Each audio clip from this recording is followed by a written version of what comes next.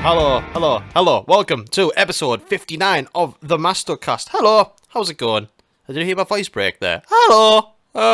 Hey, my microphone's quite loud actually. There we go, that's a bit more tolerable. How's it going? Hope you are doing very, very well. Welcome to the MastoCast, as I said. Hope you're having a nice, lovely weekend as this comes out on the Friday afternoon. I'm sorry it's a bit late, but like, got sidetracked in some shit, man. Mainly streaming shit. Yeah, I've been doing some streaming and stuff. I had a stream, when was it? Wednesday? Yeah, I had a stream on Wednesday night and all that. I was letting people know I was going to be live on the Wednesday night. I was going to be like, yeah, it's going to be live at 7:30 and all that. Come on in, get your requests in and all that sort of shit. And the stream itself wasn't all that great. Like, you know, one or two people popped in and all that, but basically the GoPro I was using was just giving way, really. It wasn't doing great after all the new camera setups and everything like that. It just wasn't going my way. It wasn't doing good at all. So I was a bit fed up about that. So yesterday I made a few alterations, we'll go with that, adjustments to my GoPro, you know, because it was overheating, because I had it on 4K 60 frames, so I think that's why, like, because I was streaming for such a long time, and it was doing that, so I put it down to 1080, 30 frames a second, like, you know, that, it looks fine anyways, it looks really fine that way, and I got myself a nice little light modification that goes on top, and it looks great. So I tested it all out yesterday. I didn't even bother telling people I was going live. Like, this was like sort of early afternoon, about 1 o'clock-ish. I went live just to test it out. And for the first time ever, I've started multi-streaming. So like, I'm basically streaming not just on Twitch, but on YouTube, Instagram, TikTok, and YouTube. Yeah, all at the same time. And, you know, I just thought I'd give it a go. Try and build up more of an audience from other places. Let's just see how it goes. And yeah, it ended up being a fun stream. Like, loads of people actually turned up, and it was great. I got a couple of followers, got a couple of subs, which was really, really nice. Yeah, it was just a really, really nice stream. I really, really enjoyed it, and it just made me just want to do some more of it, really. And yeah, it was really, really cool. Loads of requests and all that. There's some more videos getting uploaded to like Instagram and TikTok and all that sort of stuff, just like mini clips and all that from the streams. So hope you enjoy them. So if you want to see me live on Twitch or whatever, and all the other platforms, literally just type in Mastodon92. Like, that is my name on everything. So Instagram, Twitch, YouTube, TikTok, the lot. It's all on there. So, you know, if you want to see some guitar content, I haven't been doing some drum stuff as of recent. I'm probably going to start doing that next week. So yeah, get involved for that. But yeah, that's all I've been doing, really. I've been streaming, been playing some stuff on guitar. I'm gonna re-record the vocals for my failure cover, because I feel like I could do way better than what I did before. I've been listening to it recently, and I thought the vocals sound a bit wispy, so I feel like I could put a bit more sauce into it. I feel like I could do a bit more of that. But yeah, it's been fun doing the streams and stuff like that. So yeah, expect some more of that next week and some more new content. I haven't been to any gigs as of yet.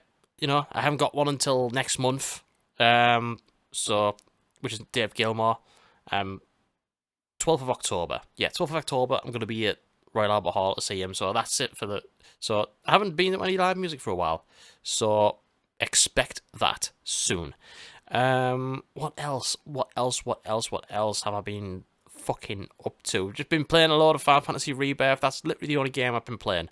Literally all I've been playing is Final Fantasy Rebirth. I love it. It's incredible. I'm on chapter 7 at the moment. Been doing the Costa del Sol levels, if anyone's familiar. So, you know, I might be halfway through Final Fantasy 7 Rebirth, because there's 7 chapters and there's 14. Well, I'm on the 7th chapter, and there's 14 altogether. So, depending on how long the other chapters are, I think I'm kind of halfway through. I don't know. I'll see. But I like to do all the side quests and all that stuff as well. You know, because they help out a lot. But yeah, bit of Final Fantasy 7 Rebirth and stuff. But yeah, it's been it's been really, really cool. It's been really, really cool. I love that game. It's fucking phenomenal. It's brilliant. So, I think I might as well just keep talking about video games, actually. And I'll get onto some music a bit later. Got some albums to talk about, and obviously taking some people's questions. Right. Okay, so first bit of news. You know, this is mainly all to do with PlayStation. It's all been very PlayStation-y at the moment. Like, Nintendo is slowing down, really, isn't it? Until some new games come out. Obviously, we've got Legend of Zelda: Echoes of Wisdom. That's not coming out until the 26th of this month, which I'm very, very excited for. Super Mario Party, Jamboree, and what else was there? That's pretty much it, really, for Nintendo Switch stuff that I'm looking forward to, really. Also, well, Never as well, when they get a pre-order up. We've got a release date for it, but there's no pre-order or anything for it yet. So there's that. But yeah, nothing much happening in the world of Nintendo at the moment. Just it's been pretty fucking pretty slow for them. Obviously, we're waiting to see what this Nintendo Switch 2 looks like when it comes out, and apparently that's going to get unveiled sometime this month, maybe the end of September. I've heard some places say it's in October, so it's quite exciting, really. We might be able to see what the Switch looks like around about this time next month, so sometime like that. So yeah, so it's going to be a bit, you know, the world's going to be a bit dry, I guess, on Nintendo news.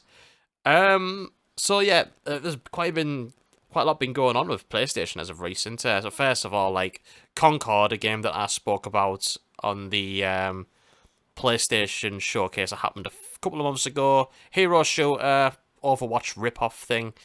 It did not go down well. Concord. It did not go down well at all. And I didn't play the game because, to be honest, that sort of stuff isn't really for me.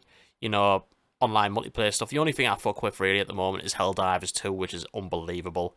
But Concord as a whole, as I've looked at it, as a hero shooter and all that sort of stuff, it doesn't, to me, look unique or anything like that. I think it just looks like an Overwatch rip-off. And the numbers show, because it did terrible on its first week of sales. Not very good at all. And to the point where this game has only been out for about 1 or 2 weeks, and they've shut the servers down already. Like, that's how bad it got. You know, about £40 game, and, you know, which is literally just an online multiplayer game. There's no story, there's no single player campaign to it or anything, and it's fucking gone. It's gone, and it's quite insane, really. It is quite insane. Like, I get this game was cost quite a lot to make. You know, Sony bought the development team, and you know, they expected this game to be a big success. I think maybe it's because of the aftermath of Helldivers 2, they were kind of feeling lucky, and they were like, oh yeah, let's see how this Concord does. This might be the future of gaming as of yet, and nothing. Just terrible, really. Absolutely terrible. But yeah, after that, though, Astrobot has just been released, which is a game that I am dying to play. Absolutely dying to play. So, Astrobot, of course, this is the first full game of Astrobot. We've had Astro's Playroom, which came out alongside the PlayStation 5's launch, so it was like a game that was included with the console. I played a bit of that, and like it shows off what the DualSense controller can do and everything, and it is very, very impressive. It's very fucking cool, and like the new game is out at the moment, and it is one of the highest rated games of this year, really. I mean, Shadow of the Erdtree is a DLC. I know that's got a higher mark on Metacritic at the moment, but this is sitting on a 94 on Metacritic, and that game is doing some fucking wonders. Every review I've seen of this game, nothing bad about it whatsoever, so I feel like that's another one I'm going to have to get my hands on, because it looks really fucking good. But yeah, this is like supposedly the first of the PlayStation 5's classics, I guess. But yeah, it's really, really fucking cool to see a game like that being launched on the PlayStation. A brand new IP, pretty much, and just completely take over by storm. Like, you know, this will be in the Game of the Year awards for sure, and you know, a lot of people are going to call it Game of the Year. It's really, really cool to see that. And after that, more PlayStation news. Just as like it started off shit with Concord and went great again with Astrobot, it's sunk down on its ass again. So a couple of days ago, PlayStation, Sony have announced the PlayStation 5 Pro, and it is available for pre-order on the 10th of October. It is due for release on the 17th of November. Am I right? No, sorry, the 7th of November. I'm right. And Jesus H. Christ. You gotta be kidding me. First off, actually, I'll go over the specs before I go on about the price. So, obviously, this is the PlayStation 5 Pro. They've done this before with the PlayStation 4. Usually they tend to come out with like the base console, then a slim one down the line, and then they'll come up with like a Pro model a lot later. So basically, what you're going to be able to do with this PlayStation 5 Pro is you'll be able to play any game like with pretty much a full 60 frames in fidelity mode. So you'll have like that higher rate of graphics, and but like it'll run smooth with like 60 frames per second and all that. Like it'll be like a really, really great experience to play PlayStation 5 games on. And because you know, you have the option whether to go with performance mode or fidelity mode when you play these games on the PS5. And but on the PS5 Pro you get to have both of those things pretty much. They have an upgraded GPU. They've upgraded the GPU that has 67 more compute units than the current PS5 console. It's 28% memory faster. This enables for 45% faster rendering for gameplay, which is pretty damn impressive, to be fair. Advanced ray tracing, added even more powerful ray tracing that provides more dynamic reflection and refraction of light. This allows the rays to be cast at double and at times triple the speed of the current PS5 console. And the third thing is the AI-driven upscaling. Also introducing PlayStation's Spectral Super Resolution, an AI-driven upscaling that uses a machine learning-based technology to provide super sharp image clarity by adding an extraordinary amount of detail. And this motherfucker is going for a whopping £700. 700 bloody bones. That's a lot. Fucking hell, that is a lot. Yeah, 699.99 US dollars. Same for UK pounds. 799.99 euros. And 119,980 yen for the Japanese. It also includes a 2 terabyte SSD, which is, you know, a substantial amount more than the 825 you get with any sort of console. But also, this is before including a disk drive into the console, which sucks a lot. Especially for people who like collecting physical media, like I do. I've went for the disc-based one like a year ago when I first ordered my PS5, and like you can actually add the disc drive on, like you can with the what's it called, the PlayStation Slim that came out earlier this year. You can add a disc drive onto it, which I'm not sure how much they are, actually. So let's have a look. PS5 Slim Disc Drive. You can actually put this on. It's also worth noting that I'm sure you'll be able to get an image up. But basically the PlayStation 4 is about... the PlayStation 5 Pro is roughly the same size as the base PlayStation 5 that first came out. It's obviously going to be a bit bigger than the Slim. It's got these air vents at the side, which does look a little bit cooler, to be fair. But, yeah, you can swap the disc drives. And if you want to fucking get a disc drive for the PlayStation 5 Pro, you're going to be paying another 99.99, 100 quid. So, fucking hell, if you want a disc drive on the PlayStation 5 Pro, it's going to cost you 800 quid. 800 quid. And they've also mentioned vertical stands sold separately as well. Like, that's another thing. So, yeah, that's a lot of bloody money. Like, I remember when I bought my PS4 Pro, like, not long after the Pro came out, like, I paid about, God, how much? 300 quid for it? Something like that? And, yeah, like, that came with a game as well. That came with Red Dead 2. And, yeah, it's bonkers, really, I find.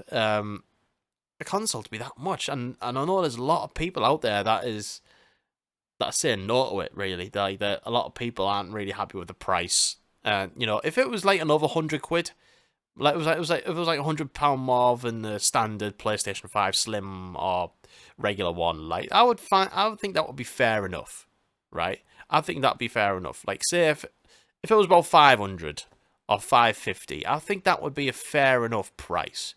But 700, man, come on, that's like another 250 more than like the base one that what you would buy a PlayStation 5 for. It's quite insane, really. But there you go, you get a PlayStation 5 Pro. That is, if you want to spend that ridiculous amount of money, you can do that. I'm not. I'm absolutely not going to bother doing that. I mean, for me, I like my PS5 the way it is. It's great. Like, it performs incredibly well. I'm a sort of person who tends to just go for performance mode when I'm playing games. Like, you know, I've been playing stuff like Final Fantasy VII Rebirth and Spider-Man 2, Resident Evil 4. All of the games I've been playing on my PS5 has all been performance mode. And to be honest, there's not been a time where I've thought, the graphics look a bit rough here. Like, maybe some parts in Final Fantasy VII Rebirth, even though I'm playing that in performance mode, there's been a couple of times where I thought, the graphics, like there's some like texture popping in and that sort of stuff. But like, genuinely, I just go for performance mode all the time. I like that smooth gameplay. I think it looks great and just operates great. Like, whenever I like put it down to like 30, I'm a bit like, ugh. I'm just so used to like picking up my PS5 and watching everything play at 60 frames. That's just how it is for me. But yeah, that's it for gaming. Really, that's it for gaming news. I got a bit of fucking music shit to talk about as well. So this is a hot potato. This one, Linkin Park are back. Linkin Park are bloody back. I don't know if you are aware. There has been like there was like a countdown before this announcement. There was like this countdown, and it was going to count down to this specific date. And all of a sudden, when it came to that, the countdown, when it got to 0, it started to count up. So everyone was like, what the fuck? Are you joking me? And then eventually it stopped at 9 minutes and 5 seconds, which sort of signified that there was going to be something happening on the 5th of September, 9th month, 5th day. That's how the Americans do it.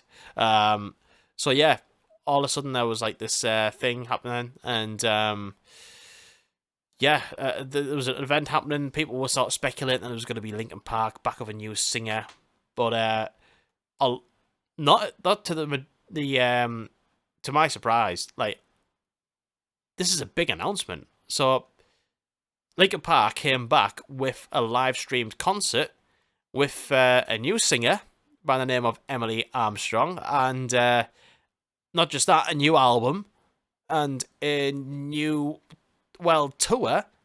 Like, the album is out in 2 months' time, which is bonkers, absolutely bonkers. That, like, I've never known this. Like, a fucking we've got a brand new Linkin Park lineup, and an album will be coming out, and a tour, which is insane, really. And you know, I think a lot of people were very happy about this at first.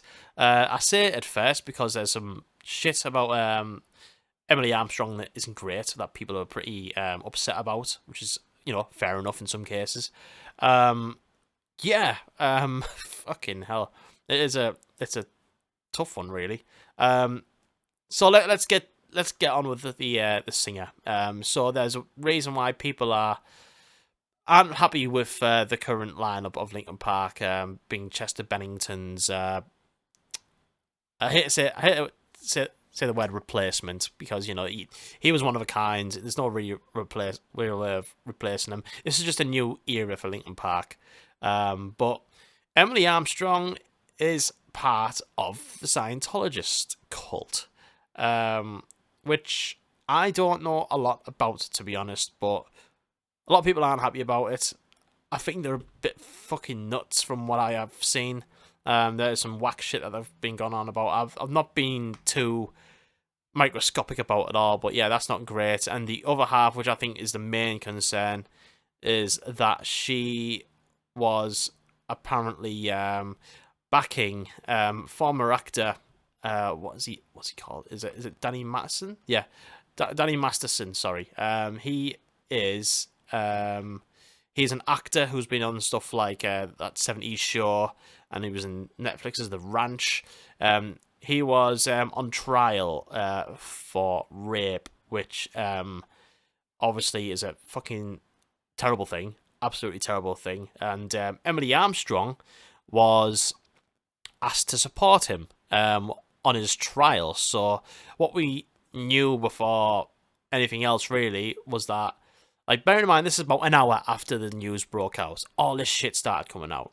So, Emily Armstrong was supporting this Danny Masterson on this rape trial, and the people was calling her a rape apologist and all this sort of stuff, all this sort of shit, which I totally get. It's not a nice thing to fucking support at all, obviously. Later on that day, she did actually write a statement from her Instagram story saying, "Hi, I'm Emily. I'm new to so many of you, and I wanted to clear the air about something that happened a while back. Several years ago, I was asked to support someone I considered a friend at a court appearance, and went to one early hearing as an observer. Soon after, I realised I shouldn't have. I always tried to see the good in people, and I misjudged him. I have never spoken with him since. Unimaginable details emerged, and he was later found guilty. To say it as clearly as possible, I do not condone abuse or violence against women, and I empathise with the victims of these crimes." So she put this out clear that she stopped supporting him after a while and all that sort of stuff, and she does not condone violence against women and everything, as I've just read there, which is that to me feels like a clearing of the air. This thing happened several years ago. It's she didn't know better at the time, I guess. I mean, people are still aren't really believing it still, which is, and there's nothing being said about the whole Scientology thing either. From what I've seen, I'm trying to play like devil's advocate here, and and just trying to see the good in some people sometimes, but she has put up a statement about it. I know she hasn't mentioned the whole Scientology thing, which people aren't happy about at all, and I haven't read into the whole Scientology thing that much either. But from what I've heard and seen, apparently, if you do go out of your way to, if you are already part of that cult, if you go out of your way to,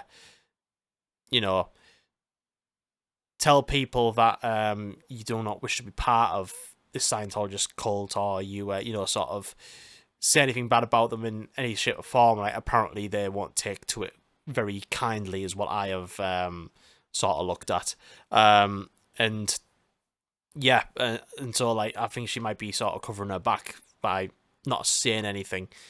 Who knows? I don't know. I mean, I've tried not to be too microscopic into this sort of stuff, and a lot of people, there's some people who've read the statement and went, okay, no worries, fair enough, and can live with the Scientology stuff. And there's some people who are just no, this is not for me at all. And to say it's shitting on Chester Bennington's legacy, it kind of is, really. I mean, did Linkin Park know about any of this before they signed her up for this sort of thing? Who knows? Like, who knows? We literally don't know who this woman is. We literally don't know who this woman is, apart from all this sort of stuff that's come out. And she was in a band before called Dead Sarah. Were people trying to cancel her then because while she was in that band? I don't know. I don't remember hearing any of that stuff. Like, it is all a bit bonkers. Like, I was genuinely like quite excited for this Linkin Park news. Like, I'd loosely call myself a Linkin Park fan. I've seen them back in the day when I had Chester Bennington and they played Hybrid Theory in full, which was amazing, and like, I love that album. I love Meteora, and after that, like, the back catalogue just sort of drifted apart for me. It wasn't for me. But it's yeah, I was kind of excited for them because, like, obviously losing Chester was a horrible thing, terrible thing, and they've took a good 7 years off and just said, look, we just wanted to take time to heal and grieve and all that and process what we wanted to do, and then all of a sudden, like, this happens, and yeah, it's mad. It's mad. What should have been like a really well celebrated comeback has just took the biggest nosedive. Really, it's insane. And yeah, I was excited about it, and then like it's hard to be excited about it now, really. And let's say I don't want to read in too much for it. I hope that it sorts itself out. Basically, I'm waiting to hear any more updates. I'm not going to look too much into it because, to be honest, it just fucking makes me miserable. You know what I mean? So yeah, it's yeah, we'll see what happens. I just think she's a fucking weirdo. That's it. That is all I think. That's all I'll say. I mean, looking at the actual live performances and everything, this is me speaking on a musical critique level. Like watching the videos of them performing live again. When I did the Reformation, she sounds really good. The band still sound really, really tight. Like, she nails those Chester parts pretty damn well. And like, they've had to like move the keys like for these songs, like either move them up a little higher or move them a little lower, move them down a little lower, like just to suit her voice. But other than that, like, they generally sounded really good live. And the new song, Emptiness Machine, I generally think is a really good song. Like, if they had Chester Bennington on that track, people would be fucking going mental for it. Absolutely mental for it. Because I heard it and I was like, this is a really fucking good song. And she sounds really good. Mike Shinoda sounds really good. Like, the band sound great. And like, the production sounds like, doesn't sound too overproduced, like not it sounds quite organic. Like, it sounds good. It sounds like a really good, like, throwback Linkin Park track. It sounds like something that should be, that should have came after Meteora. Like, it sounds really good. And yeah, if this had Chester Bennington on it, people will be losing their shit. I mean, obviously before he unfortunately like killed himself, but like, if this had Chester Bennington on it, people will be losing their fucking minds for it. I'm telling you now. So yeah, that was it basically. There's been a few other things happening with the lineup as well. The Linkin Park's original drummer is not part of the lineup. Maybe he's just sort of turned around and said it's not for him. There's not been any comment as to why. They have got a new drummer now, and Brad, the guitar player who wears the big headphones, he won't be touring with Linkin Park. So like, he's just going to be part of the production side of things, the creative side, like just writing the songs in general, but he won't be taking part in touring with the band. Maybe the odd show here and there, but yeah, he won't be playing with the band live for any of the dates, so that they'll probably have a standing guitarist for him. So yeah, and the playing. They've got a world tour going on. They've got like some European dates. They've got a couple of American dates. They've got a date at London O2, and these dates are like happening now. Like, this announcement happened a couple of weeks ago. Actually, no, about a week and a half ago. And in fact, I think the announcement happened about a week ago. Like, as I released the last podcast episode, so I couldn't even talk about it. Yeah, I'm quite babbling. I'm going on quite a bit about this, to be fair. Just because it's such a big thing. It's fucking Linkin Park, for God's sakes. But yeah, they're currently on tour now. They're going to be playing the O2 Arena in London, like, in about a week and a half's time. This is like, it was just honestly one of the most mental fucking news stories ever that's happened recently. Like I say, like, a band get reforming and people going, yeah, nice one, this is amazing, and then all of a sudden just taking a nosedive completely. I guess we'll see what happens. I guess I'll see what happens. Would I go see it? I don't think I'd pay to see it. Half the members aren't there anymore. I'm only into the first 2 albums. And you know, it's a weird vibe going on. I don't know. They'll probably play a download next year. Who knows? We'll see. Anyways, enough about Linkin Park, but that's it. They are back. Yeah, let me know what you think about that. Let me know what you think about that in the Spotify comments or on the Discord. We have had a bit of discussion about it, so yeah, it's a hot potato. But obviously that news got turned away quite quickly when people found out that naughty Dave Grohl is cheating on his lass. I'm not going to bother talking about that, but like, the memes have been quite funny, to be fair. It's not a nice thing. It's not a nice thing, Dave Grohl. You shouldn't have done that. That was naughty. I mean, at least he admitted it, I guess, on social media, on an Instagram post. Okay, fair enough. But like, no, you still shouldn't have done that, Dave Grohl. That was very, very naughty. But the memes have been funny. Jesus Christ. Anyways, I'll stop about that. I'll talk about a few albums, and then I'll do some questions. Like, I've just realised that this episode is actually pretty damn long already. It's going all right. It's got quite a lot to talk about. Anyways, a few albums I want to talk about, and I'll start with one that I've been listening to on repeat. It is the debut album by Fat Dog, and the album is called Woof. Full stop. I'm not kidding. Woof by Fat Dog. I first heard of this band when Kerrang Radio was playing one of their songs. I was just driving about. I had Kerrang Radio on, and they said, here's a song from the new band Fat Dog. It's called Wither. And I was listening to the song, and I was thinking, this is a fucking banger. So I thought, yeah, this is a really fucking good song. I looked into them. I started listening to that song on repeat, as well as one of the other singles that came out called All the Same, which I really, really liked also. And now the album is out. It came out last week. This album is fucking bananas. It's brilliant. This is brilliant. This is going to be one of my favourites of the year. This is absolutely awesome, this album. Like, it is a debut. It is a UK band. They are fucking great. I don't know how to describe this album. Like, there's a few influences that I could point at, but as far as putting a genre on it or anything like that, it's fucking all over the place. Like, it's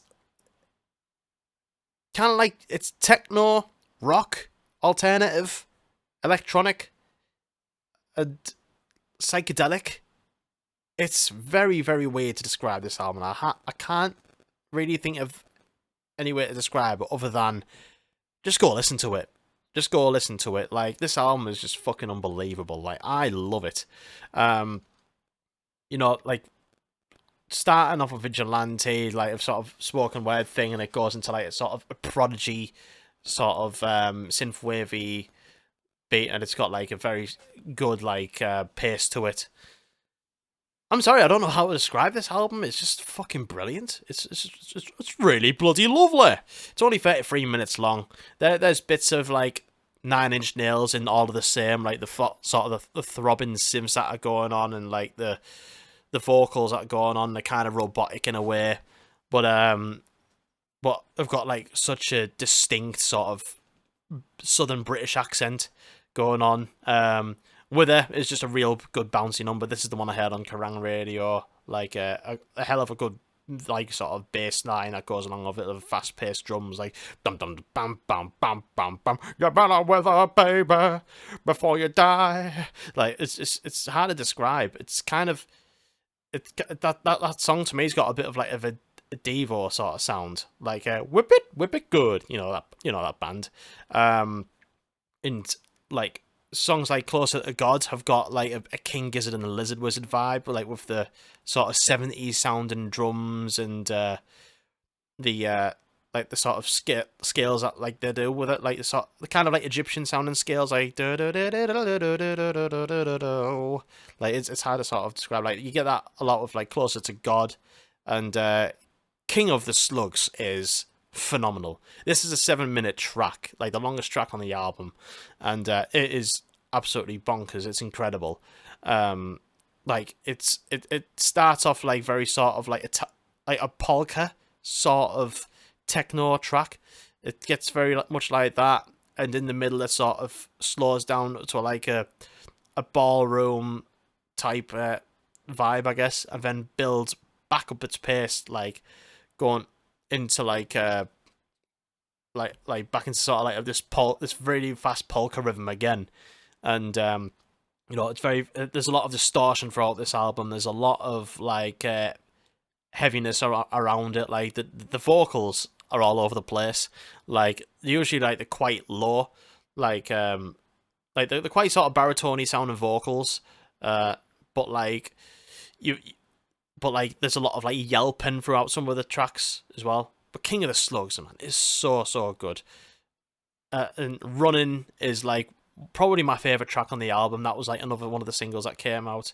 Like it's the chorus is just so good. Like wake me up when the shooting starts. Like it's just that is like another sort of bouncy number, quite Don Broco, do I dare say, in some areas, like loads of like sort of like echoey saxophone going on and synth sounds that are just fucking bonkers. I don't know how else to describe this album apart from just go listen to it. Just listen to it. Like they're probably more of like a Reading and Leeds type band, to be honest, and I think they've done Glastonbury. They've got a UK tour going on at the moment, which most of it is sold out. This album, brilliant. It's so brilliant. It's very unique. I can't put my finger on what they sound like or whatever. All I can sort of like, I can just sort of like gather, like it's listed on Apple Music as alternative, which is like, well, okay, whatever. That can mean anything pretty much. But it's I mean, you've got Nine Inch Nails, you've got King Gizzard and the Lizard Wizard, you've got Don Broco, you've got Idols, you've got fucking Health. Like, it's fucking bonkers, this album. It's absolutely bonkers. It is just so good. Just listen to it. Woof by Fat Dog. It is brilliant. It's absolutely brilliant. Like, definitely gonna be one of my albums of the year. Like I reckon, like when it comes to the albums of the year, I'll probably be able to describe it better, because at the moment I've listened to it a few times and it's just like, it's such a head fuck. But it's not complicated as well at the same time. Like, it's so instantaneous. Like, I listened to it for a second time, like, and then I knew every fucking word pretty much. It was one of those, like, you only have to listen to it once and all those choruses get stuck in your head, like King of the Slugs, like, I'm the king of the slugs now, they hand me a crown, and like Wither, and fucking, like, I Am the King has bits of the Verve in it as well, like, a bit of Street Symphony, bits of the Verve in it, and the Verve even, and like Running as well, like that wake me up, like that fucking chorus, it's killer. It's absolutely fucking killer. This album, go listen to it. Fat Dog, woof, woof, woof, woof, woof, woof, woof. It's called just woof, just one singular woof. That's what it's called. I'll talk about Dave Gilmour's new album. That's out now. It's called Luck and Strange. His first solo album since Rattle That Lock, which came out in 2015. So his first album in 9 years, and You know, he's just doing like the odd tour every now and again, doing the odd album here and there every now and then.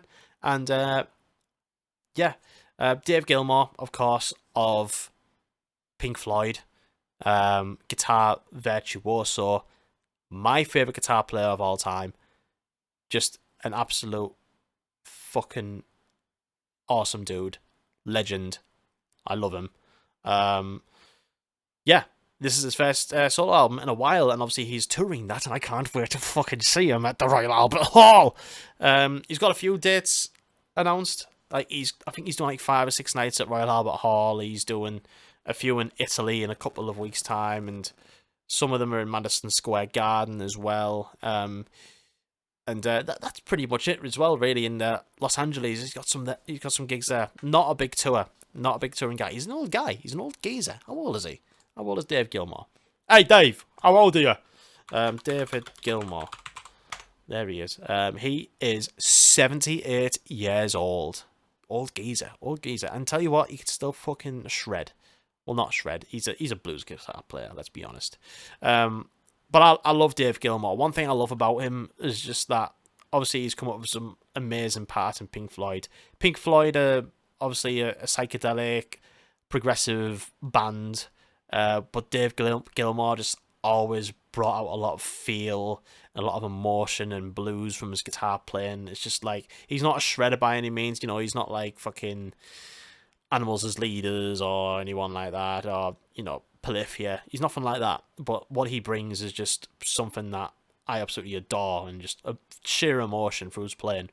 You don't have to be like you can just fucking make your guitar cry, and that's what he makes it sound like. But anyways, his album Looking Strange is out now, and you know, I wasn't expecting this to be like I'm not expecting this album coming into it to be like a you know, an absolute fucking wow, this is going to be album of the year or anything like that. I was waiting for like a good Dave Gilmour album, and that's what we've got pretty much. He's got a really big band with him. He's got a load of musicians, and he's recorded in loads of different studios to get this album to sound the way it does. And he's had contributions from like his wife Polly Sampson. She tends to do the lyrics, and his daughter Romany Gilmour, she sings on a couple of tracks as well. But yes, this album is really, really lovely to listen to. It's really, really good. If you just like really good sort of blues rock, and just like lovely, like sort of emotional sound, just nice rock music, like that's nothing blaring or anything like that, like got you covered on this album. Like, it's a really nice album. I'm really looking forward to hearing these songs live. Want to go see them. Like, Piper's Call was the first single that came out, and it was just very, very luscious, very acoustic, very like very bombastic sounding, and his vocals still sound great. His guitar solos sound great, and yeah, it's just got some great, really, really good sort of just really good sounding songs. Dark and Velvet Nights is nice, and like it is kind of slick sounding blues rock, sort of like something you'd hear in a bar in the dark. Between 2 Points is a cover which features his daughter. Beautiful song, really, really beautiful song, and has a bit of like For Tears for Fears feel to it.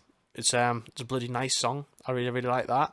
And the album's only about 40 minutes long, only about 40 minutes, and it's great. It's awesome. Yeah, it's just one of those that I can just sort of vibe to, put it on in the background. I'm not expecting a man of his age or anything like that to blow me away with songwriting these days, but I always make an exception for Dave Gilmour. I always think that in the same sense as, like, you know, Ozzy Osbourne or anybody else at that age, like, you know, releasing music these days. Like, I don't expect them to release album of the year material. And, like, you know, I got what I expected, and what I expected was a good, strong album, really. It's nice and luscious. It's great. It's a good chill out album to listen to for me. I like it. He's still got a nice voice. He plays guitar beautifully. It's awesome. It's not full of solos or anything like that. But when he does play, it's just like, oh yes, there it is. There it the fuck is. And yeah, just really, really great. It's just really, really good. And last album I'll quickly chat about is a band that kind of unfamiliar with, to be honest. But I've just started listening to them because their new album, Romance, has been getting some good praise, and it's by the band Fontaines D.C. I know this band have been going for a few years, and they've got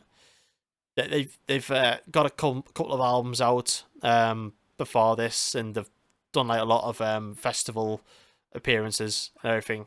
The sort came out around about the time Idols brought out what's that album called that I fucking love?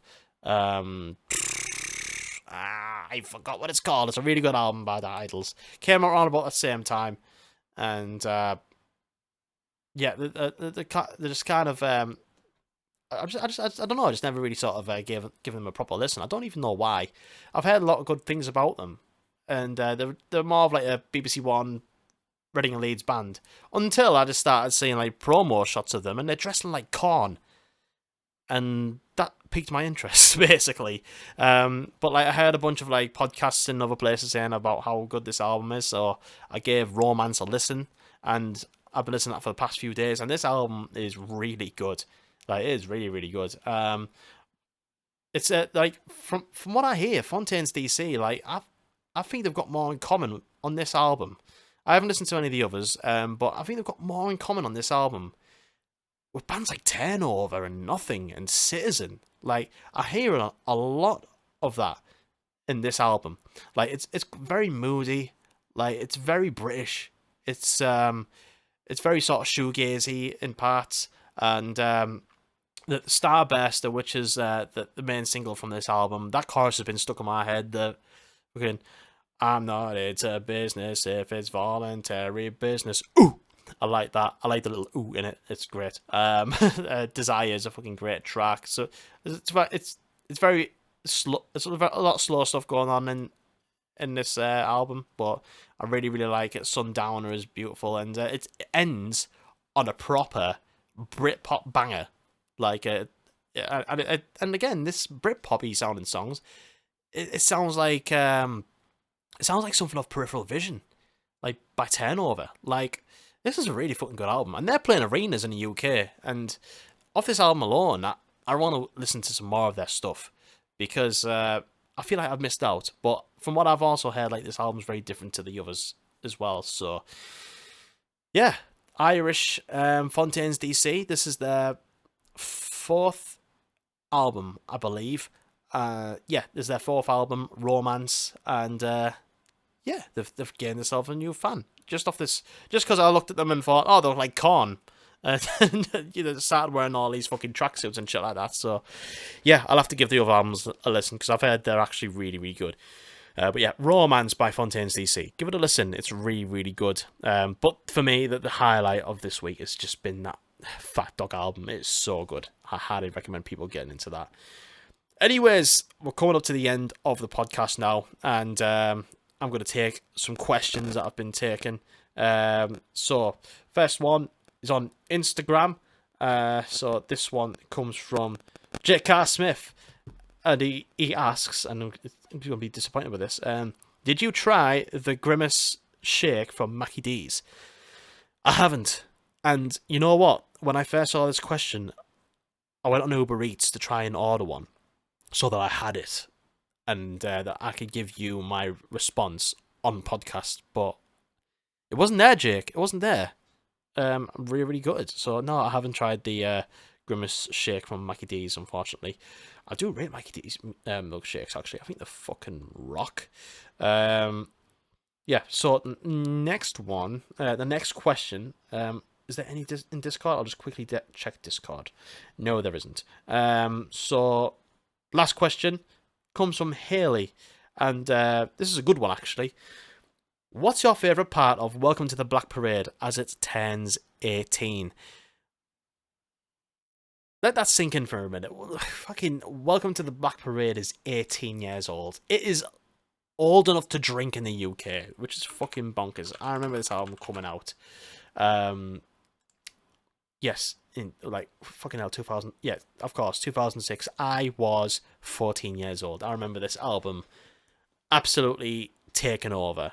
Kerrang and everything else, and just, you know, alternative culture and emo culture back then. Like, this was such a big thing when it came out, the Black Parade. I do really like this album, actually.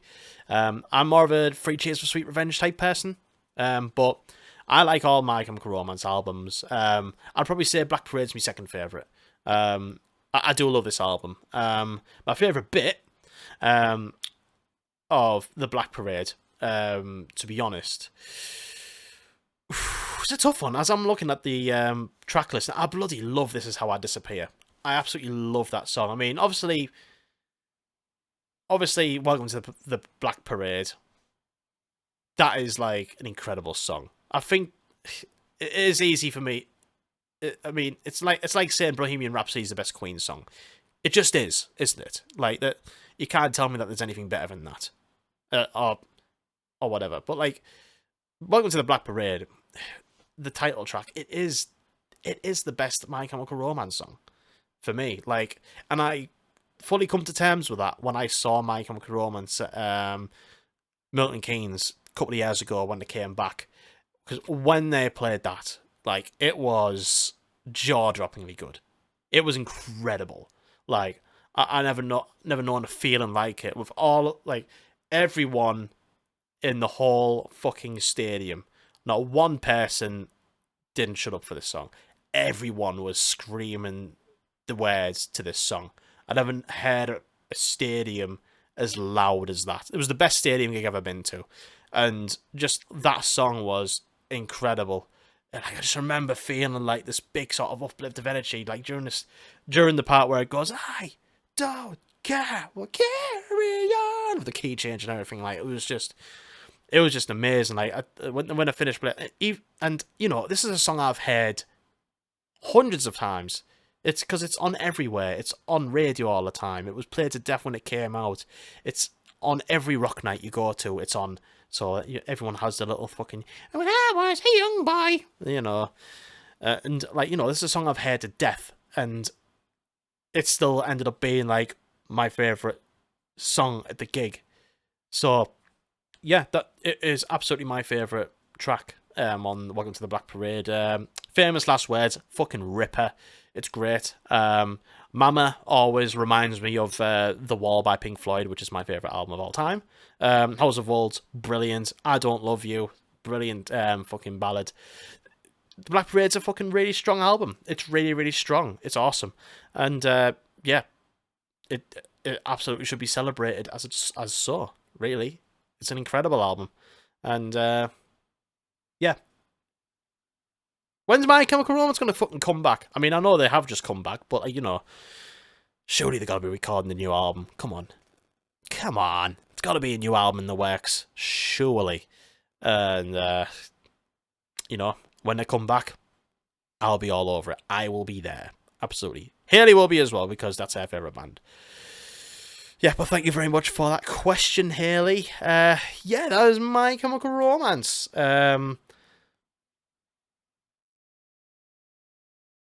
What did I just say there? I just said that has been My Chemical Romance. What I was meant to say was, that was episode 58. Fucking stupid Wally. Yeah, that was My Chemical Romance. I'm saying that like I'm a fucking radio DJ. Anyways, thank you very much for listening to episode 58 of the MastoCast. This has been quite a long one, actually. Hope you enjoyed the episode, and you know, let me know in your comments below what you thought of the episode and everything and that sort of shit. If you want to be part of the whole MastoCast thing, follow me on Instagram and TikTok and the rest. Just type in MastoDan92 and it's all there. If you want to ask questions, make sure to follow me on Instagram and join the Discord, which is linked in the description of the podcast. If you liked it, like the video on YouTube and all that sort of shit. And yeah, that's it basically. Have a nice weekend. Have a nice day. Much love, and I'll see you next week for episode 59. Don't know what I'm going to talk about that episode really yet. Sorry, don't know. I might do a roundup of albums that I've missed out. I know I said that last week, but then Linkin Park reformed, and all other stuff. So sorry. Yeah. Anyways, I will see you next week. I'll be on Twitch. Make sure you come and see me on Twitch, on YouTube, all the live streams and all that. I don't know when I'm going to do it, but I'll let you know. In the Discord. So join the Discord if you want to know. Bye. Love you. See you later.